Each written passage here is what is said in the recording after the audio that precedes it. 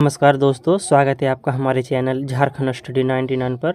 गोदान उपन्यास से संबंधित महत्वपूर्ण एमसीक्यू प्रश्नों को आज कवर करेंगे। फ्रेंड्स, यह जो क्लास है हो सकता है कि आपके लिए रिवीजन के तौर पर हो और हो सकता है जो नए स्टूडेंट हैं उनके लिए यह क्लास बिल्कुल नए हो। तो फ्रेंड्स, आपको वीडियो के अंत तक बने रहना है। अगर आपको वीडियो पसंद आएगा तो एक लाइक जरूर कीजिएगा और चैनल पर नए हैं तो सब्सक्राइब कीजिएगा। चलिए शुरू करते हैं आज की इस क्लास को। हमारा पहला सवाल है कि प्रेमचंद द्वारा रचित गोदान उपन्यास का प्रकाशन वर्ष क्या है। तो प्रेमचंद जो गोदान की रचना की है तो वह कब क्या है, उनका प्रकाशन कब किया गया है, तो 1936 ईस्वी में। Option number C right answer हो जाएगा, 1936 ईस्वी में। और बात करें फ्रेंड्स 36 की, तो इस पर जो है कुल 36 अध्याय हैं, आपको ये भी याद रखना है। नेक्स्ट सवाल है हमारा, गोदान उपन्यास का कौन सा पात्र नहीं है।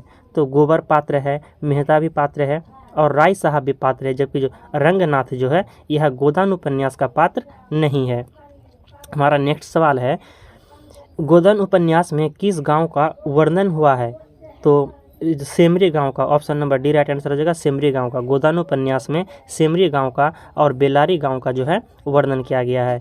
गोदान उपन्यास में मुख्य पात्र कौन है, मेन कैरेक्टर यानी जो मुख्य पात्र है वह कौन है, तो होरी है। मुख्य पात्र कौन है, होरी है, आपको याद रखना है। मुख्य पात्र हो गया होरी। फ्रेंड्स, सारे सवाल जो है इंपॉर्टेंट सेलेक्टेड किए गए हैं जो कि आपके एग्जाम के दृष्टिकोण से इंपॉर्टेंट है, यानी एग्जाम पर अधिकतर से अधिकतर आने की संभावना है।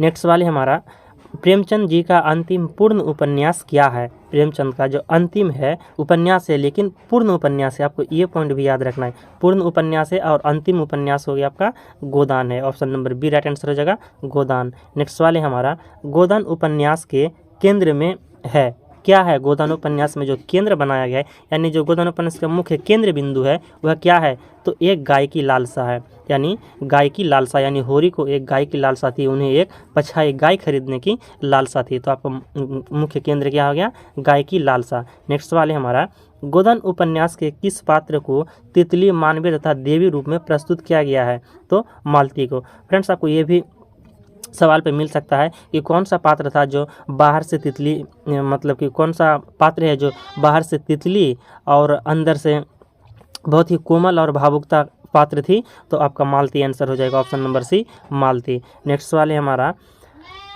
सुमेलित कीजिए। यहाँ पर सुमेलित करना है। तो होरी क्या हो गया, तो होरी मुख्य नायक हो गया आपका उपन्यास गोदान उपन्यास का। गोबर होरी का पुत्र हो गया। धनिया हो गया नायिका गोदान उपन्यास का।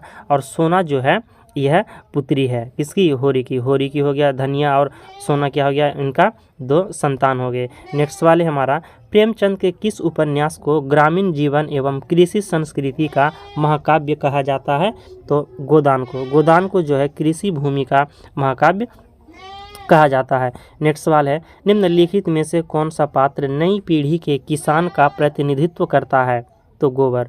गोबर जो है नई पीढ़ी के किसान का प्रतिनिधित्व करता है। नेक्स्ट सवाल है हमारा, निम्नलिखित में से कौन सा गोदान उपन्यास का शहरी पात्र नहीं है, यानी जो है वो शहर का पात्र नहीं है, तो नोखेराम। नोखेराम जो है शहरी पात्र नहीं है बल्कि ग्रामीण पात्र है, आपको याद रखना है। नोखेराम क्या है, तो ग्रामीण पात्र है। और यहाँ पर जो अमरपाल सिंह, ओमकारनाथ, मिर्जा खुर्शीद ये सभी शहरी पात्र हैं। नेक्स्ट सवाल है हमारा, गोदान उपन्यास का बुद्धिजीवी एवं आदर्शवादी चरित्र कौन है, तो मिस्टर मेहता। मिस्टर मेहता जो है गोदान उपन्यास का बुद्धिजीवी और आदर्शवादी चरित्र है। नेक्स्ट सवाल है, गोदान उपन्यास में होरी का गांव का क्या नाम था, तो होरी के गांव का नाम बेलारी था। तो आपका यहाँ पर ये किस गांव का वर्णन किया गया, तो बेलारी गांव का, आपको ये भी याद रखना है। और जो बेलारी गांव है इसका जो होरी का गांव का नाम था बेलारी। नेक्स्ट सवाल है हमारा, गोदान में ग्रामीण जीवन तथा नगरीय जीवन दोनों कथाओं को जोड़ने में सेतु का कार्य किस पात्र ने किया है, यानी ग्रामीण जीवन और नगरीय जीवन दोनों को जोड़ने का सेतु का कार्य किसने किया है, तो राय साहब अमरपाल सिंह। ये जो कार्य किया है दोनों को जोड़ने का, यानी दोनों के बीच जो सेतु का कार्य किया है राय साहब अमरपाल सिंह ने किया है।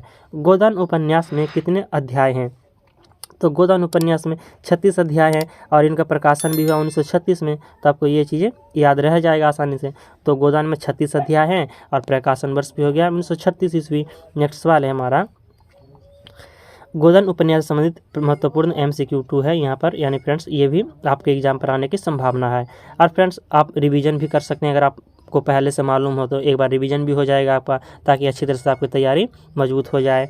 तो प्रेमचंद का जन्म कब हुआ था? तो प्रेमचंद का जन्म हुआ है 31 जुलाई 1880 ईस्वी को। प्रेमचंद का जन्म कब हुआ है? 31 जुलाई 1880 ईस्वी को। नेक्स्ट सवाल है, प्रेमचंद का वास्तविक नाम क्या था? तो प्रेमचंद का वास्तविक नाम जो है धनपत राय था। प्रेमचंद का वास्तविक नाम धनपत राय था। गोदान पाठ के आधार पर बताइए कि होरी के भाइयों का क्या नाम था?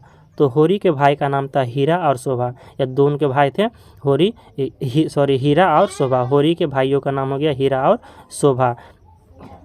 नेक्स्ट सवाल है हमारा, गोदान के आधार पर बताइए कि होरी ने अपना घर किसके यहाँ गिरवी रखा था?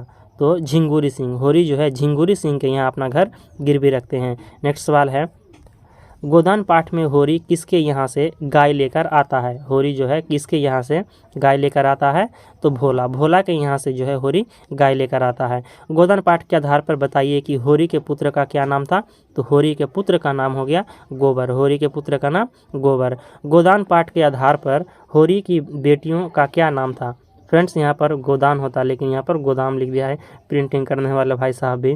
तो यहाँ पर गोदान होता है, आपको याद रखना है, गोदाम नहीं गोदान होता है, क्योंकि गोदान उपन्यास है। तो गोदान पाठ के आधार पर होरी की 2 बेटियाँ का क्या नाम है? तो रूपा और सोना है। होरी की 2 बेटियों का नाम हो गया रूपा और सोना। प्रेमचंद का निधन कब हुआ है? तो प्रेमचंद का निधन हुआ है 1936 ईस्वी। प्रेमचंद का निधन कब हुआ? तो 1936 ईस्वी। नेक्स्ट सवाल है, गोदान उपन्यास में झुनिया किसकी बेटी है? तो भोला की। झुनिया किसकी बेटी है? भोला की। भोला की बेटी का नाम हो गया झुनिया। भोला की बेटी का नाम झुनिया। गोदान उपन्यास की नाई का पात्र कौन है? तो धनिया है। गोदान उपन्यास की जो नाई का पात्र है वह धनिया है। नेक्स्ट सवाल है हमारा, गोदान उपन्यास में हर वर्ष सेमरी गांव में धनुष यज्ञ का उत्सव कौन करता है? तो धनुष जो यज्ञ होता है, धनुष यज्ञ का उत्सव करता है राय साहब अमरपाल सिंह। राय साहब अमरपाल सिंह जो है हर साल यानी प्रत्येक वर्ष जो है सेमरी गांव पे धनुष यज्ञ का उत्सव करता है। आपको याद रखना है सेमरी गांव।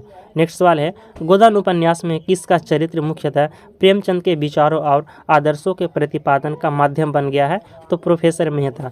प्रोफेसर मेहता एक ऐसा कैरेक्टर है, एक ऐसा चरित्र है जो मुख्यतः जो है प्रेमचंद के विचार और आदर्श के प्रतिपादन का माध्यम बन गया है। प्रोफेसर मेहता की दृष्टि में गोदान उपन्यास में कौन सा आदर्श नारी था? तो गोविंदी। गोविंदी जो है एक आदर्श नारी था। नेक्स्ट सवाल है, गोदान उपन्यास के आधार पर कौन बाहर से तितली और भीतर से मधुमक्खी है? तो मिस मालती। फ्रेंड्स आपको ये याद रखना है कि गोदान उपन्यास के आधार पर कौन जो बाहर से तितली और भीतर से मधुमक्खी है? तो मिस मालती है। आपको ये वेरी इंपॉर्टेंट सवाल है, एग्जाम पर आने की सर्वाधिक संभावना मिस मालती। इसे नोट्स कर लीजिएगा कि गोदान उपन्यास के आधार पर कौन बाहर से तितली और भीतर से मधुमक्खी है? तो मिस मालती है। नेक्स्ट सवाल है, प्रेमचंद के सर्वाधिक प्रसिद्ध उपन्यास का नाम क्या है? तो गोदान है। प्रेमचंद का जो सर्वाधिक प्रसिद्ध उपन्यास है उनका नाम क्या है? गोदान है।